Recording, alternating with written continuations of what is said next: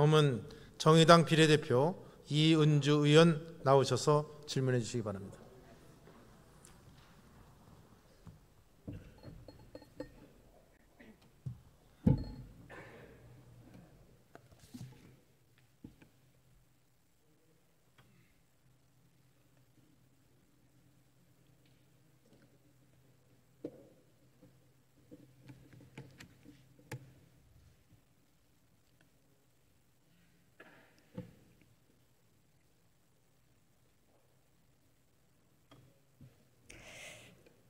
네, 국무총리님께 질의하겠습니다.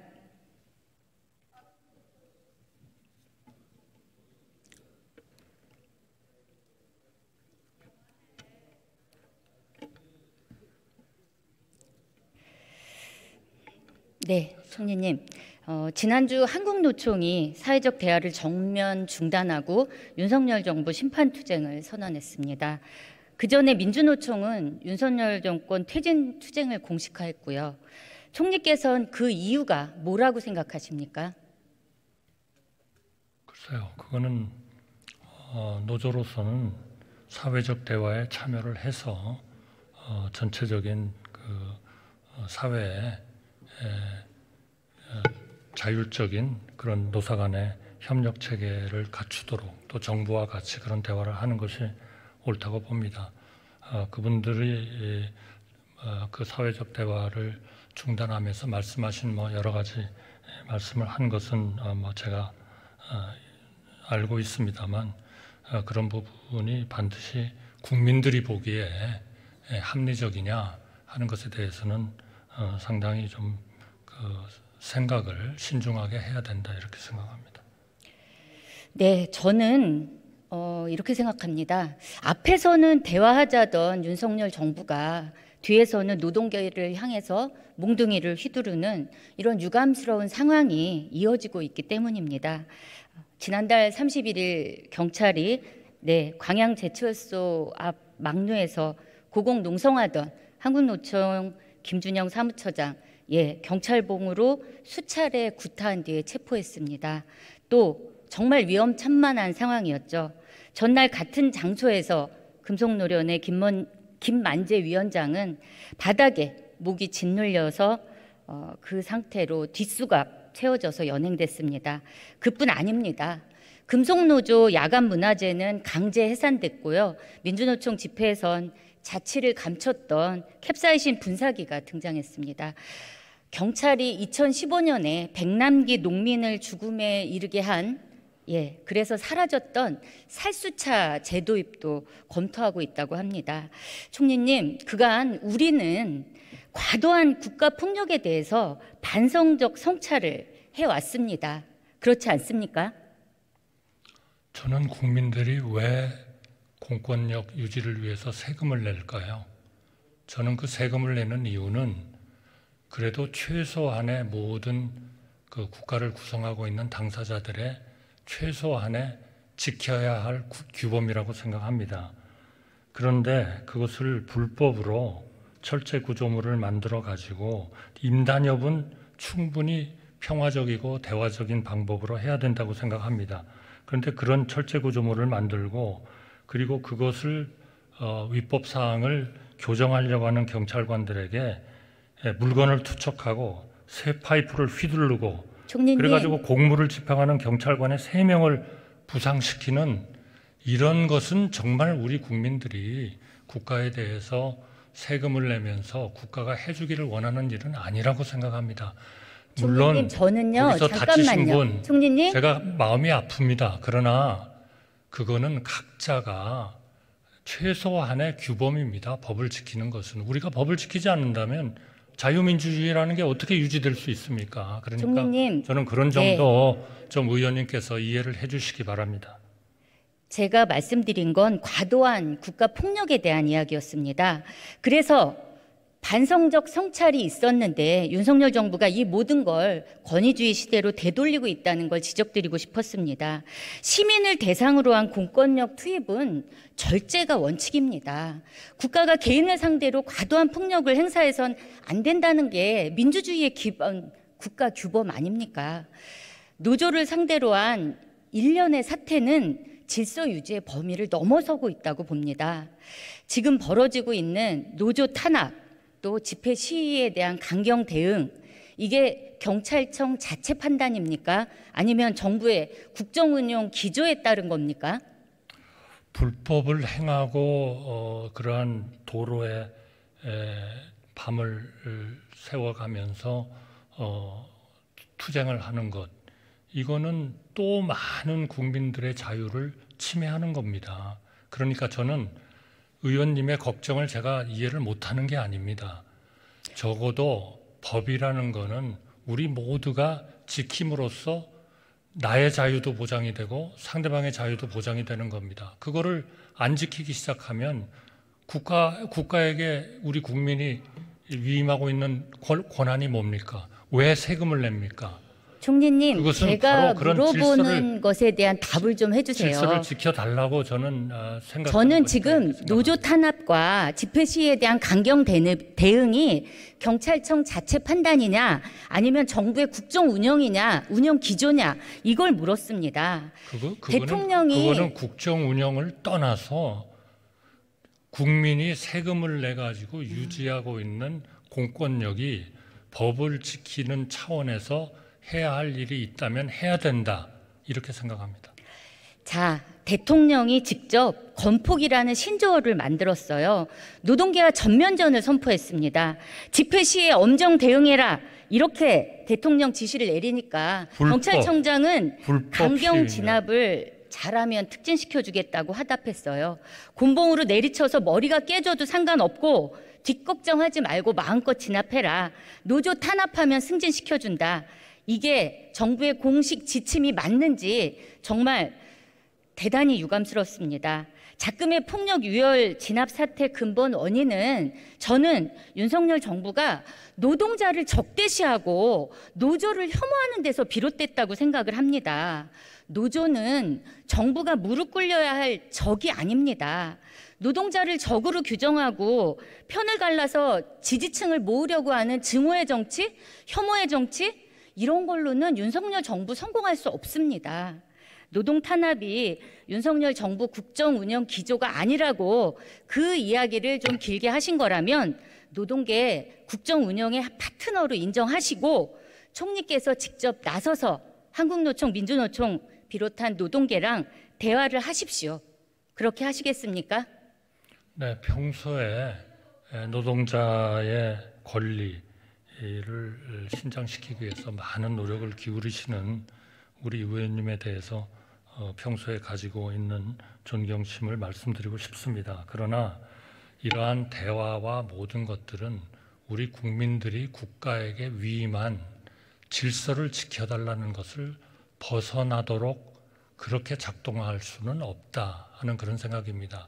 저도 필요하면 대화에 나서겠습니다. 그러나 적어도 우리가 합의한 규범, 이것은 지켜야 나의 자유도 보장되고 상대방의 자유도 보장된다는 이런 국민적인 열망을 우리가 그것을 걷어치면서 그런 불법 행위를 계속 묵인하고 이렇게 해서는 안 된다. 저는 그런 생각을 가지고 있습니다. 지금 노조를 인정하지 않고 있는 건 총리께서 헌법의 노동 3권을 부정하겠다는 거와 다를 바 없습니다. 제가 다음 질문 드릴게요. 국무조정실에 국토부, 노동부, 공정위, 경찰청 범정부적으로 건설 현장 불법 근절 TF 운영 중이죠? 운영 중이죠? 그건 제가 좀 확인을 해봐야 되겠습니다. 아마 그렇게 아주 정기적인 이런 것들은 아니라고 보고 있고요. 일전에 장관 회의에서 그런 건설 현장에 있어서의 여러 가지 그 불법적인 행위들을 어떻게 할 것인가 하는 것을 논의한 적은 있습니다만, 그래서 일시 그런 조직들이 있었는지 모르겠습니다만 그렇게 정기적으로 이렇게 하는 것은 지금은 국토부와 또 공권력인 경찰청 이런 쪽에서 저는 하고 있다고 생각을 하는데요. 총리님, 이거 국무조정실에 있는 TF 맞습니다. 어제 이 TF가 단속 결과도 발표를 했어요. 제가 지금 질문하려고 하는 것에 대한 답을 모르고 계셔서 질문을 못 하겠네요. 우리 건설 현장에서 가장 심한 불법이 뭐라고 생각하십니까? 지금 ETF 운영도 모르시고 어제 발표한 불법 단속 내용도 모르시기 때문에 제가 말씀을 드려야 되겠네요. 불법 하도급입니다. 지난 5월 인천 검단에서 입주를 앞둔 아파트 주차장이 붕괴됐어요.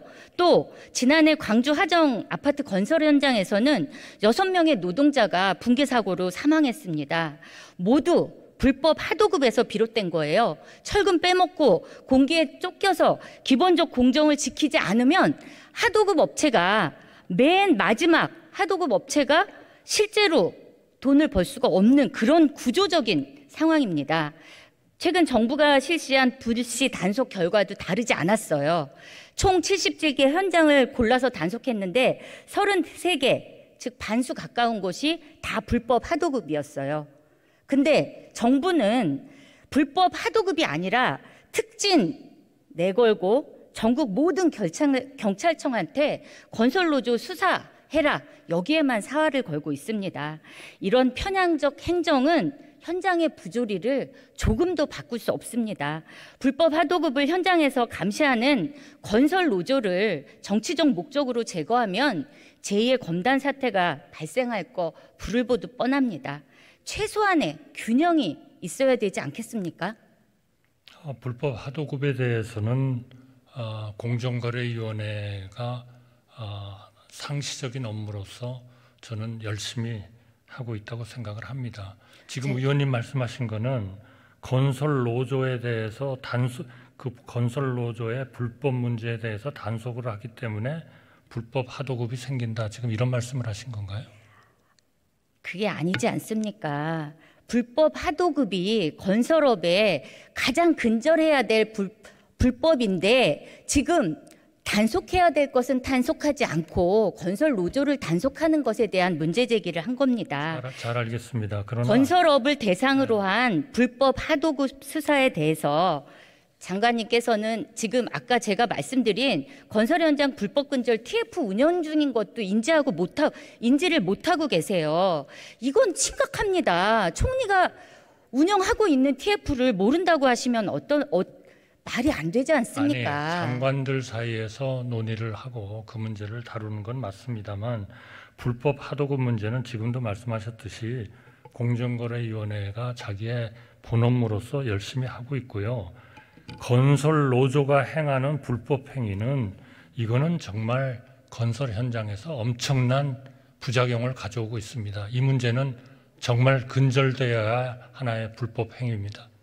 자, 장관님께서는 지금 현재 건설업 부조리 TF 운영에 대해서도 모르고 계시고요. 그리고 제가 A를 물어봤는데 대답을 다른 얘기를 계속 하고 계십니다. 그건 대단히 중요한 문제입니다. 건설 현장에 있어서 건설 현장의 불법을 아마 중요한 문제는 건설 노조의 불법 행위일지도 모릅니다. 그 부분에 대해서는 제가 명확히 노동부 장관님과 질의를 하겠습니다. 앞으로 나와 주십시오. 노동부 장관님.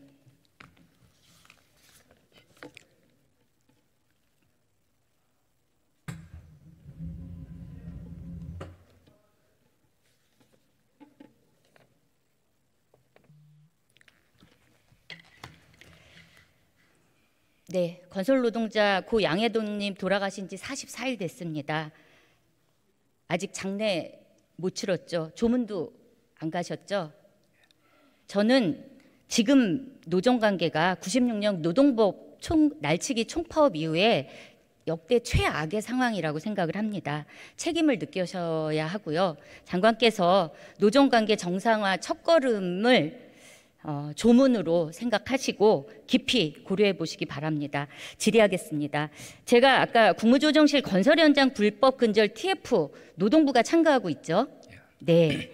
근데 건설노조의 단체 협약 이행 요구가 어느 날 갑자기 협박, 강요가 됐습니다. TF에 참여하는 노동부는 이 현장 건설업계의 특수성을 너무나 잘 알기 때문에 중재나 의견 제시를 해야 되는데 아무런 역할도 하고 있지 않아요. 그래서 일선 경찰이 오히려 노조 간부 입건해서 수사하면서 변호사들한테 그렇게 묻는데요. 단체 협약 체결하면 그거 다 지켜야 되는 겁니까? 얼마나 황당한 상황입니까? 제가 하나씩 따져볼게요. 자, 건설노조의 고용 요구, 대부분 일용직으로 취업과 실업이 반복되는 건설업의 특성상 불가피한 거 아닙니까? 특히 전문 건설사 하도급 또 오야지라고 부르는 소개업자, 팀장으로 이루어지는 이런 불법 하도급이 만연한 상황에서 전문 건설사에 대한 채용, 고용의 요구는 결국은 정당하고 합리적인 요구라는 게 사회적으로 만들어지지 않았습니까? 이게 과연 강요입니까? 잘 아실 텐데요. 네. 정당한 요구를 평화적으로 합법적으로 하고 상대방이 그것을 응납하면 문제가 없는데 그것을 불법적인 방법으로 협박, 강요 뭐 이렇게 하면 이제 그것이 법적으로 문제가 된다는 거죠. 그러니까 특수한 건설 현장의 사정은 알지만 그런 부분은 당사자 간에 그 법을 지키면서 요구하고 응낙하고 이런 것이 바람직한 것이지 내 요구를 관철하기 위해서 강요나 협박이나 불법적인 수단을 동원하면 안 된다는 겁니다.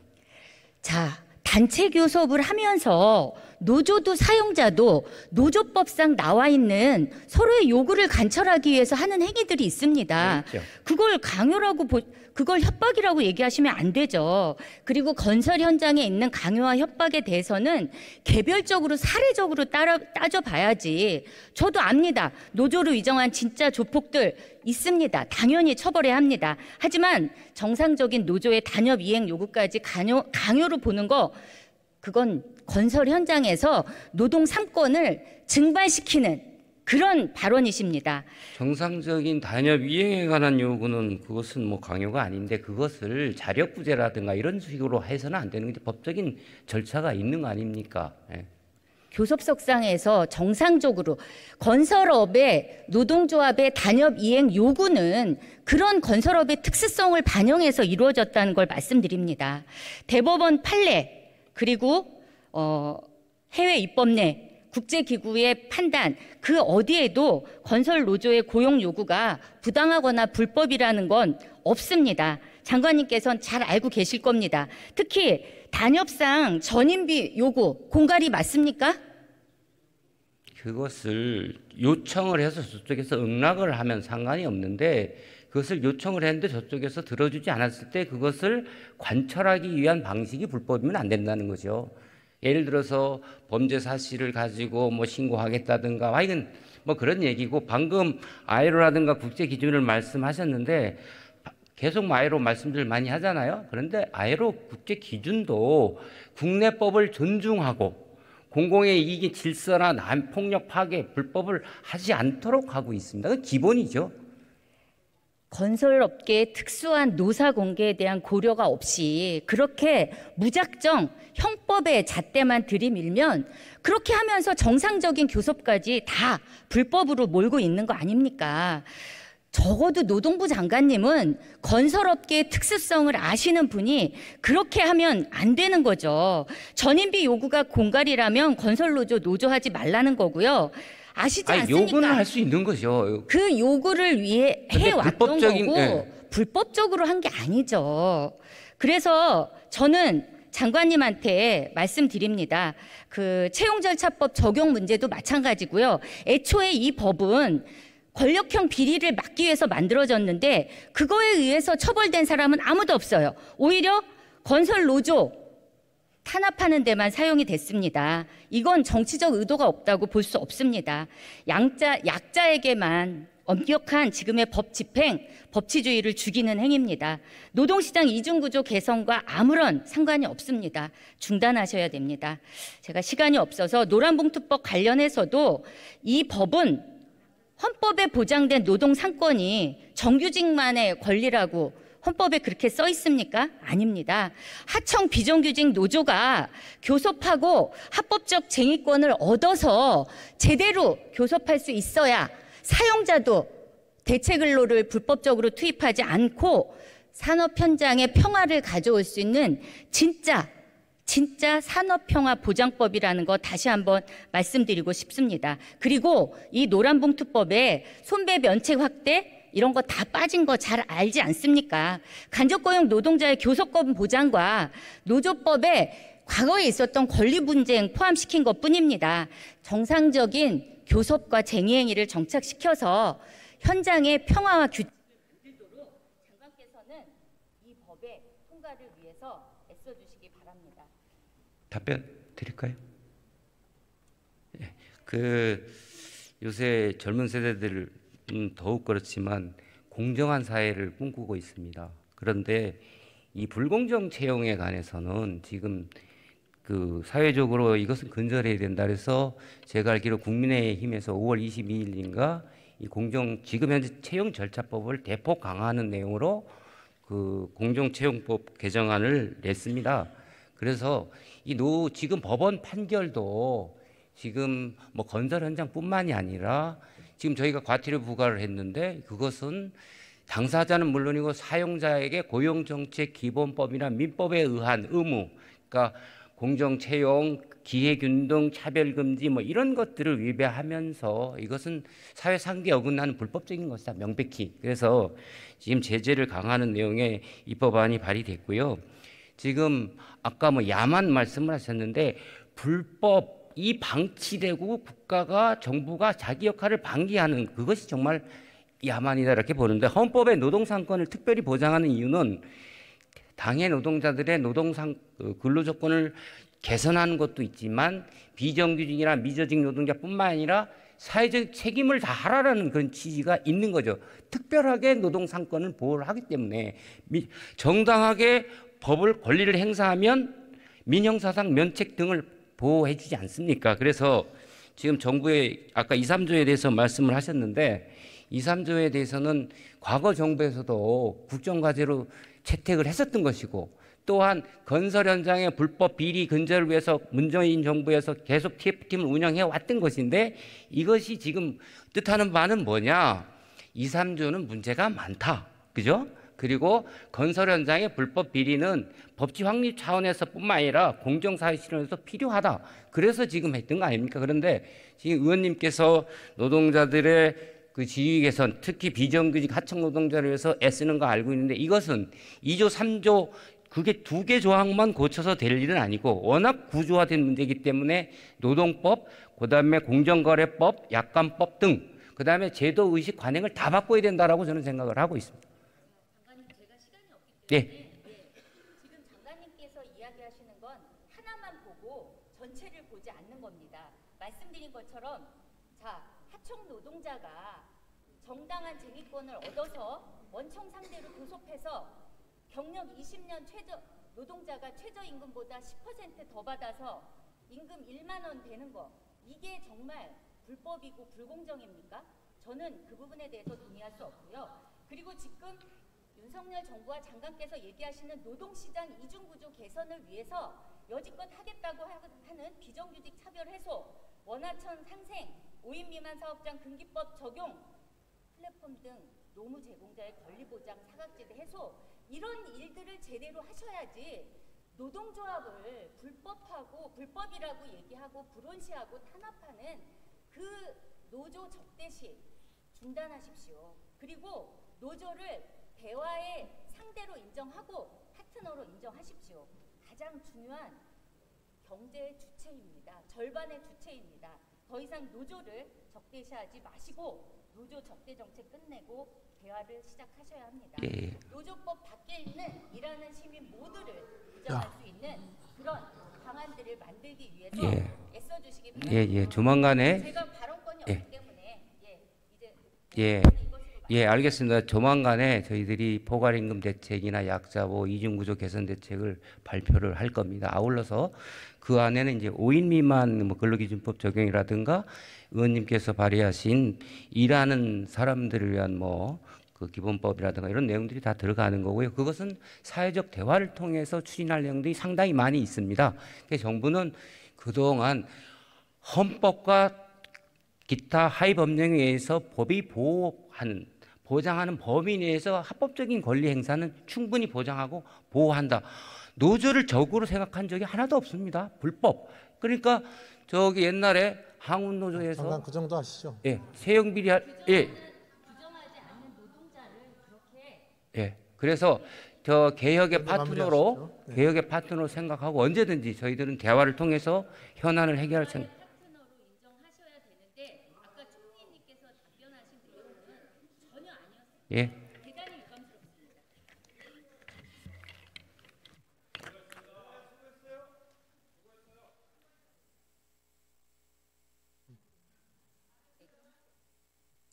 이은주 의원 수고하셨습니다.